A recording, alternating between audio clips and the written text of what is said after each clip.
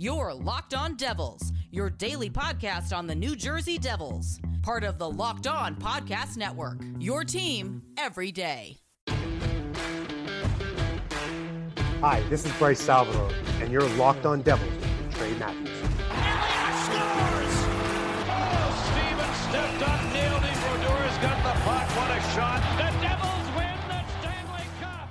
Thank you, everyone, for joining us after a busy day, which unofficially got started last evening with the acquisition of Johnny Kovacevic, who was kind enough to join us this afternoon. As a reminder, send me a note in the queue, and I'll open it up to questions. We'll start with Amanda Stein, NewJerseyDevils.com. Hey, John, how are you? Good. How are you, Amanda? Good, thanks.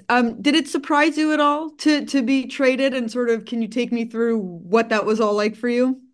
I kind of had an inkling that I would get maybe moved. I knew that the Habs had a lot of defensemen, a lot of prospects that they wanted to bring up, and so I was kind of ready for it, a little prepared, but I thought it would happen around the draft maybe. And then so I was like, oh, okay, I'm safe for now. And then the next day, I was here with my family. We were all celebrating, aunts, uncles, and cousins and whatnot. And my aunt actually came up to me and showed me a text, and it was her friend that said, like, oh, you've been traded to New Jersey. And I was like, oh, I should check my phone. I was on the barbecue, so I was getting stuff ready for the family. And then, so afterwards, checked my phone. My agent had called me. The management in Montreal had called me. So I'm super excited. I'm super happy to be with Devils, and I'm really looking forward to this next chapter in my career. Obviously, when the Canadiens picked you up off of waivers, you were in a different point in your career. You were really just getting started and were able to flourish in Montreal and really find a stride of being a regular there. What was the biggest thing for you that you've learned in the last 2 years that has allowed you to do that? I've learned so much, really. And the biggest thing about transitioning to the NHL was definitely the mental game. That's obviously a work in progress. That's a big thing to say. But just kind of moving on to the next shift, like, you're playing every other game. You can't dwell on a bad game. You can't dwell on a bad play. Like, mistakes happen, accept them, move on, and be locked in, be engaged in the next play. And it's always about the next shift and about the next play. So try not to think too far in the future or too far in the past, really, but just think about that next play. And no, I'm really grateful for my time in Montreal. It's allowed me to establish myself as an NHL blue liner, and I want to continue and push my career forward in New Jersey. One of the things that you did when you were in Montreal is you played with some younger defensemen. Maybe Justin Barron was one of them. What do you sort of like about that opportunity, even though you don't have a ton of experience yourself, the age gap, as you talk about, like, learning to come into the NHL? What did you like about that, working with a defensive partner like that, knowing that here in New Jersey, there are a lot of those young defensemen that, need a defensive partner as well? I think it's always great. You can just connect with guys easily, and you put yourself in their shoes. For me, I'm in a little more of a unique situation in that I came into the NHL at 25, 26. So I am older, but I was in the same situation as some of those younger D, but I had been through a lot of similar situations in the AHL. So it's really cool to work with those young D and to relate to them, because although I'm older, it's very relatable for me, and you can just bounce ideas off each other. It helps your development by seeing these maybe fresh perspectives or these fresh faces going through it. It definitely gives you a lot of energy as well. And do you know anyone on the roster at all? Yeah, so I know Jake Allen. I played with him. Oh, right. Yeah, obviously. I know Brennan Dillon. I played with him in Winnipeg. And then I know Nathan Bastian a bit from mutual friends and a few skates here in Ontario. So he seems like a great guy, and he's already welcomed me. I was going to end there, but can you tell us about what the Devils are getting in a Brendan Dillon? He's a hard-nosed defender, but still makes plays. He's tough as nails. He stands up for his teammates. So there's a lot to be excited for if you're a Devils fan. with the recent acquisitions. Don't want to pump my own tires. I'm saying all the other guys as well. It's okay. Right. Well, thank you so much. Thanks. Thank you, Amanda. Our next questions will go to James Nichols, New Jersey Hockey Now. Hey, Johnny, welcome to New Jersey. Just one from me here. Just for, Devils fans who might not know, can you just explain what type of game you play on the blue line and, maybe just some defensemen that you grew up idolizing and maybe modeling your game after? Yeah, I think I play, a hard defensive game. I take care of my own zone first, so a responsible game, but also make good breakout passes, get the puck moving north.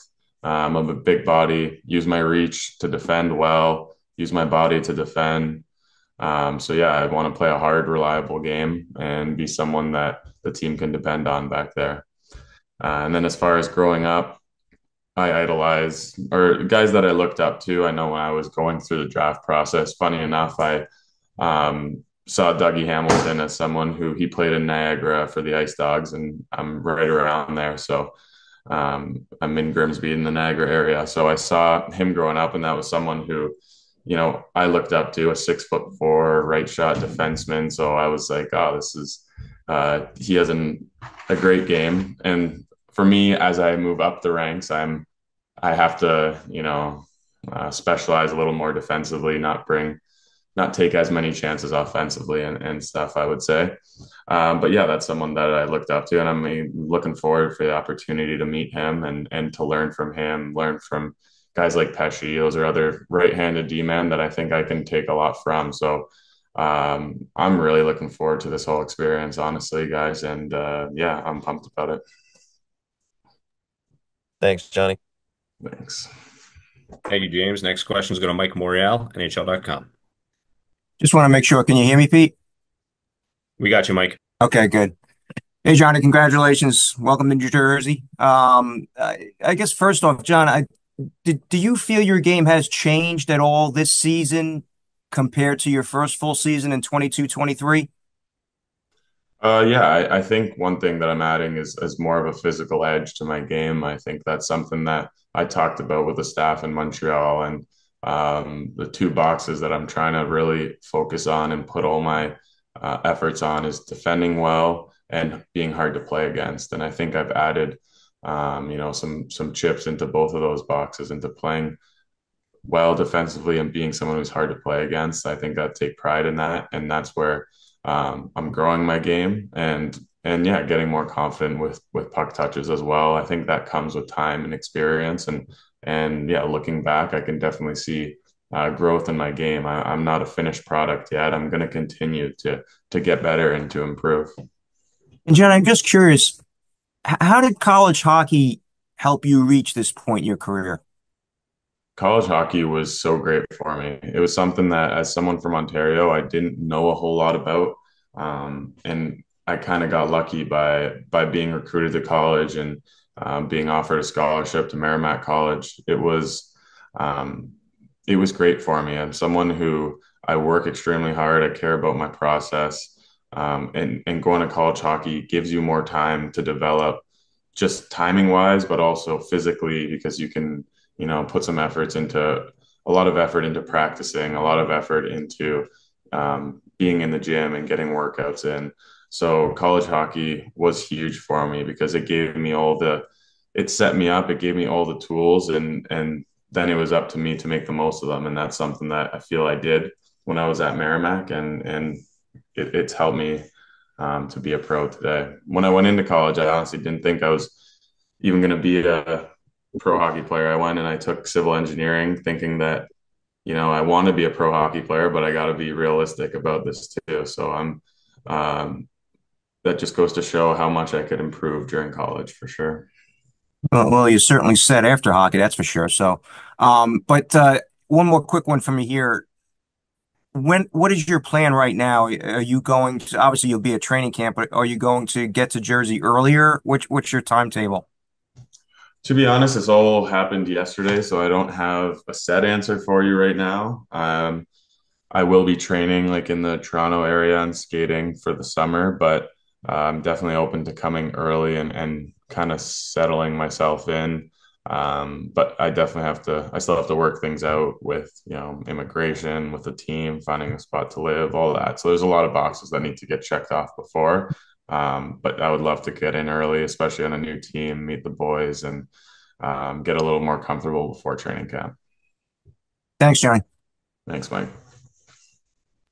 Thanks, Mike. Our next question will go to Trey Matthews, Pucks and Pitchforks. Thank you. Welcome to New Jersey once again. You talked about your game personally, but collectively, how much potential does this unit have now that you're added to the roster? And did you notice anything from afar in the battles you've had against this Devils team? Yeah, I know that the way these Devils play, it was a hard game to play against for us. They bring a lot of speed. They bring a lot of skill. And now I'm part of that. I'm grateful to be a part of that. And I see the additions they've made on the blue line in the last couple of days, and I'm really excited about that. I think, we've added a lot of defensemen that are hard to play against, that are good defenders. And I'm really looking forward to being a part of that. Being a decor is something that you take a lot of pride in with you and the other defensemen. And I'm looking forward to, the challenge of shutting down, some of the other top teams around the league. Awesome. That's it for me. Thank you so much. Thanks, Trey. Thank you, Trey. Our last question to follow up, we'll go back to Amanda. John, you mentioned Merrimack, and I was just wondering, here in New Jersey, your coach at that time was Mark Dennehy, and he heads up scouting department. So I'm wondering what you took from having him as a coach and what you learned from him, and maybe how important he was to your development, knowing that, he's here as well. Yeah, Coach Dennehy was, crucial in my development. When I first came into Merrimack, I wasn't a highly touted recruit or anything like that. And my first year, he really saw something in me, and he, allowed me to make mistakes. He allowed me to have a long leash and to figure out my game. And the whole time he, believed in me, and that belief was huge because I'm someone who was coming in who I was coming from Tier 2 Junior A in Canada. I didn't know a whole lot about college hockey or anything. And his belief really instilled, that belief within me. And his focus too was all about our core values and principles, when we were at college, working hard, being physically, mentally tough, no excuses. Those were our core values. And that's something that still sticks with me today because it resonated so well. So that's something that I know he lives by, and he helped me a lot in those years. And I think that gave me such a solid foundation for my career. And that's what I've been able to build upon as I go into pro hockey and all that. Perfect. Thank you. I didn't really know what to expect at first, but I was able to see the sphere, and it was amazing when I saw it, and it's even better when it's all set up and for this event. But no, it's a really cool experience. You sort of anticipate knowing you're going to be in the but it's still kind of, when you hear your name, it's real, it's official. Yeah, no, for sure. Once it's official, it's a pretty amazing feeling. I mean, it's been a dream of mine ever since I was a little kid. So, yeah, I mean, I'm so excited to join this organization. What's the entire process been like for you back? Just going back to last summer, I guess, when things really started to pick up. Mm-hmm. Yeah, I mean, it's been a long process ever since last summer, and there's been a lot going on, and but I mean, I've enjoyed it. I've really enjoyed spending time with my friends and family, going through this with them, and I mean, it was a once in a lifetime opportunity, so I really enjoyed it. Does like have Jumbo up there? Oh, it's amazing. He's a legend of the game, and Sharks legend, and he's just an amazing player in person. It was pretty special to have him up there announce it. For a team that's rebuilding, obviously, first overall, they didn't do so great last season. You're seen as this generational prospect. Does that weigh on you mentally? How do you go into a team knowing that, hey, now the first guy to kind of turn the corner here? Mm-hmm. Yeah, for sure. I mean, it's an exciting opportunity because you kind of get to build a group. They have a young core that's very special, and I mean, I feel like they're moving in the right directions and they're building the right way. So I'm super excited to join the organization, and I can't wait to see where we go. What was that feeling when they announced your name, that finally it's official after all this build-up? Oh, it was an amazing feeling. Like I said, it was a dream of mine ever since I was a kid. Just to get selected in the NHL was a huge dream of mine, and to go to an organization like that, it was, I mean, the only word I can use to describe it is special. Do you have a timeline for when you will decide or declare whether you're going to go back to college or turn pro? No, no, I don't. How did your relationship with Connor Bedard help sort of get you through the year? Yeah, he was obviously went through this last year and maybe had a little bit more attention on him, but no, he reached out at the start of the year, said if I need anything, he was there to help, and I mean, not too many questions, but he was helpful. You grew up in Vancouver. What was it like to move to California when you were 14 or whatever it was, or 12, I guess, and just to experience that in a different hockey market? Yeah, it was completely different. It was completely different from where I grew up, and the whole experience was unique, and it kind of works now that I kind of got the lay of the land and got to experience what life in California is like. So there's not that much transition, but no, it was. I enjoyed my time playing for the Junior Sharks for that 1 year, and I'm excited to play for the actual Sharks. There's a lot of NCAA players coming up, Colin Graff, Will Smith, just to see that growth, and obviously Mike Kerr, who's a BU guy himself. What does it mean to see the NCAA prospect growing inside the Sharks organization?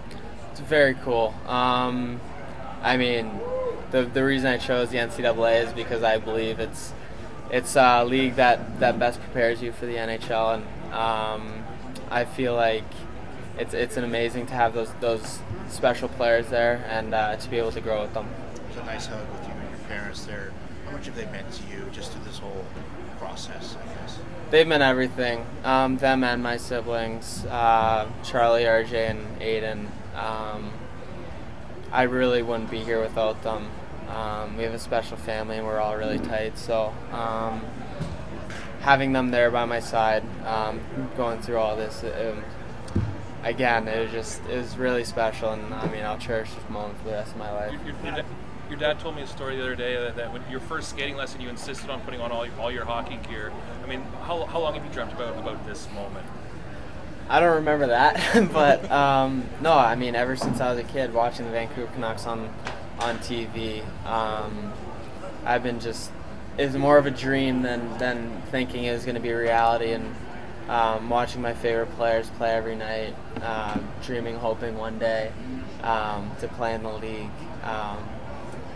I mean, it just meant a lot to me. You're talking about working with the clinic with the kids, right? But yesterday and other media obligations you may have had, from when you woke up this morning, so can you take us through today, just kind of process of getting ready with your family, the nerves, settling them down? How'd today go leading up to coming here? It was actually a little calm but a little hectic. We were all excited. We were all looking forward to it. There's a lot of, even now that it was the day of, there's still some build up and anticipation that was yet to be seen. But no, I mean, we tried to enjoy it as much as possible. You talked about this being a surreal experience. You're kind of in a surreal place. What have you made of the Sphere all day or all week or whatever? Oh, it's amazing. It's I mean, it's truly one of a kind. The technology and all that they have here that I was shown on yesterday, I think, and it was, I mean, just seeing how this place runs and the capabilities that it has, it was super cool. Is it a blur for you? And like, are you eager to see the photos? I mean, you're gonna have the coolest number one pick photo like ever. Oh, I can only imagine. I can't wait. How cool is it going to be part of a young core group that finally could have the potential to bring San Jose their first Stanley Cup when the Thorntons, the Marlows, the Pavelskis weren't able to do it? Yeah, it's very cool. I feel like there's a lot of trust in the management and the coaching staff right now, and the way that they're building and the moves that they're making. I feel like any organization, they're just trying to build the best team possible to get to that point. And I mean, I don't have faith in anyone else.